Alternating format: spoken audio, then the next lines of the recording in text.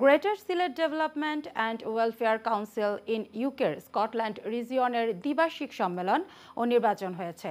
এডিনবরার স্থানীয় একটি হলে এই সম্মেলন ও নির্বাচন আয়োজন করা হয়।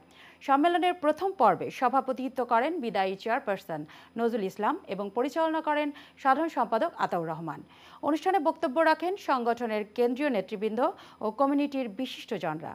উপস্থিত ছিলেন barrister Ataur Rahman, Faisal Chowdhury MSP, doctor Wali Tasruddin, Khasru Khan, Saleh Ahmed সহ আরও অনেকে। 2025 থেকে 2027 মেয়াদের জন্য নতুন কার্যনির্বাহী কমিটিতে আহমেদ আলী জুবু চেয়ারপারসন, আতাউর রহমান সাধারণ সম্পাদক এবং আবুল কালাম আজাদকে কোষাধ্যক্ষ নির্বাচিত করা হয়।